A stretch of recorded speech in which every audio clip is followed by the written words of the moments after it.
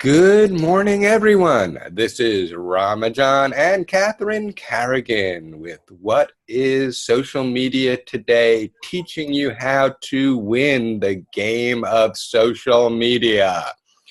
Today's topic is repackaging. And when I talk about repackaging, I'm talking about repackaging content, since content rules in this world of social media. Now, there's two concepts that I want to get across today. Number one concept is not everybody wants to watch videos. Not everyone wants to read blogs. Not everyone wants to listen to audio. In personality theory, there are three types of people: the audio, I can't remember the names. You've all heard the argument and the concept. So, point is that if Lynn does an interview on the radio, she can also blog the content of that interview, okay? And some people say, well, that sounds redundant, but it's not.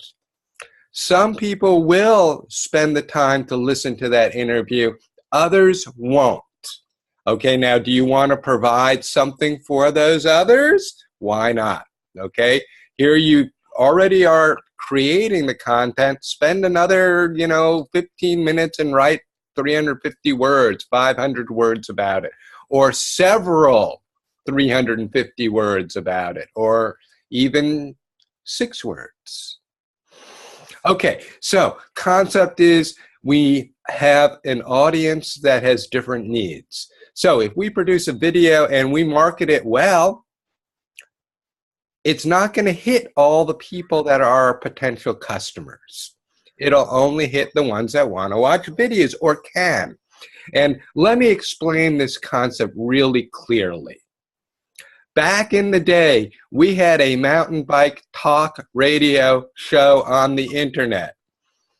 We were the click and clack Tappick brothers of mountain biking. The problem that we had was that we were ahead of the curve. No one had a big enough bandwidth to actually watch our show at home. So what did they do? They watched it at work. Well, that didn't go over well with the boss. And so we ran into a technology issue. So what we actually did is we cut them up into smaller pieces, and it was a big pain in the butt. But, it showed, wow, people are interested. There are problems sometimes. So sometimes someone wants to watch that video but just is not able to. A lot of times my bandwidth here in Hawaii is really, really bad.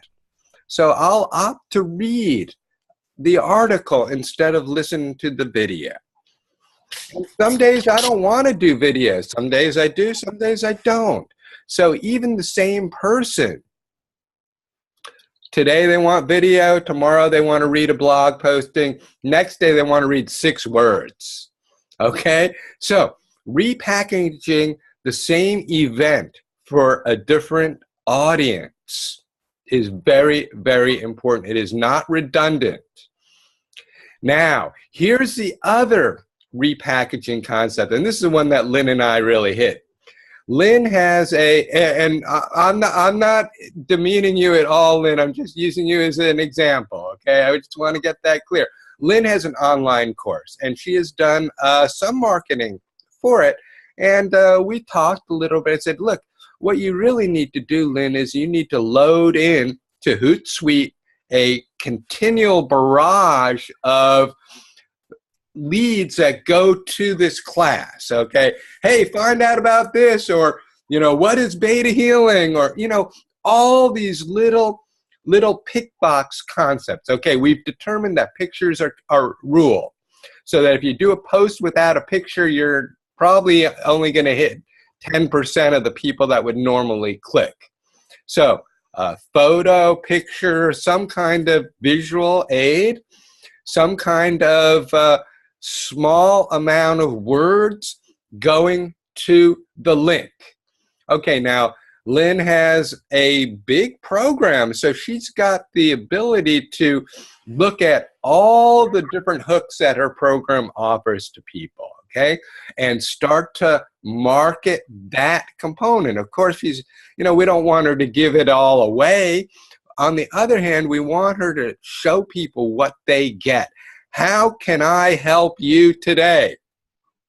Okay, and unfortunately, gang, we live in the scanner's world, okay? So if we get too verbal in our descriptions, I'm not going to read it. I'm not going to click. I'm sorry. I'm just not going to do it. I don't want it. Too much. Next. Okay, so what does that mean? We have to cut down what we're putting in those posts. If they want to get into the nitty-gritty, click the link to where the blog lives, for crying out loud. Don't try to put the whole blog into the Facebook post, although I have done that, mind you. And I did find some interesting things that occurred as a result of that. It's not the ideal situation.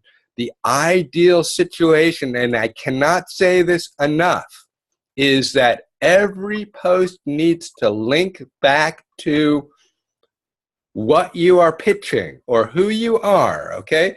If you're not ready to pitch, like Linda and myself, we're not really ready to pitch anything, but we are ready to start organizing our troops, okay? I do it just through simple Instagram photos, on a somewhat inconsistent, sometimes regular basis.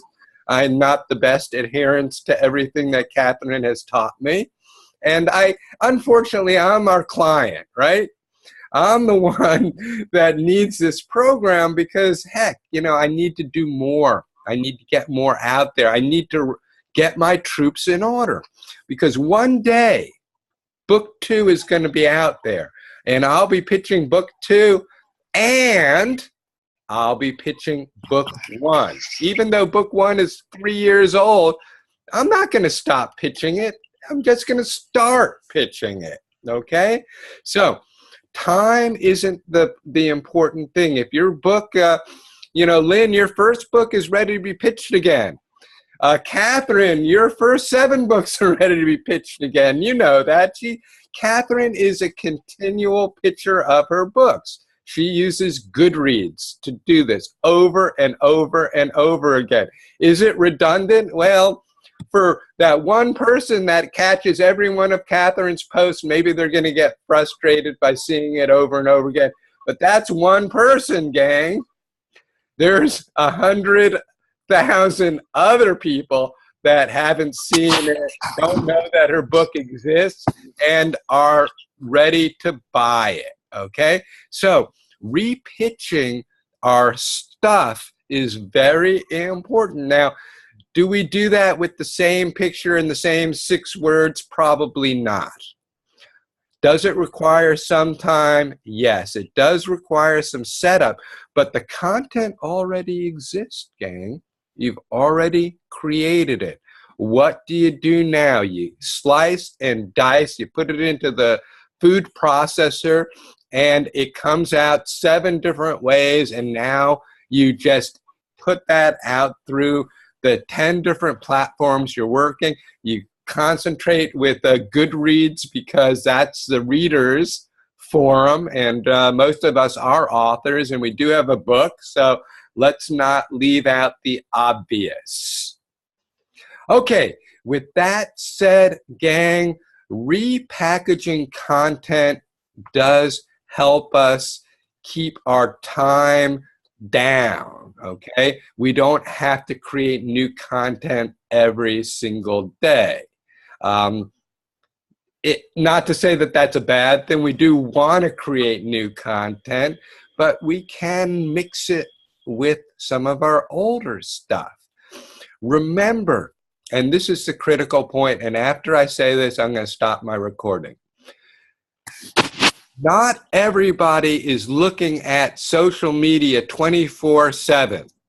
And since I caught you on Facebook, what happens if I'm not on Facebook today and I'm on Instagram instead? Well, heck, you know, we need to look at those concepts that, hey, this needs to show through all of our platforms because Rama is off today. He didn't even open up his email today, right? But tomorrow he's going to be on, and if I am on tomorrow and you posted yesterday, I'm not going to see any of your stuff, okay? So what we really are after is to load into a Hootsuite dashboard or a Buffer or a Sendable or, you know, whatever dashboard we do. And this stuff goes out automatically. This is a regular, continual basis. This is part of our social media presence. And this is dribbled out. New content is created and it's dribbled out. And a month later, maybe it's time to redo that content that you did, you know, a month ago. How many people read that blog? Oh, only 10 people read it. Well, maybe I better look at how to describe it in 6 words better and see if I can attract more attention. Maybe I just need to change the title to reflect better my keywords. There's lots of options out there to repackage content. And this is a way that allows us not to have to make new content every single day, every single post. With that said, I'm going to stop my recording and we're going to go into a little Q&A.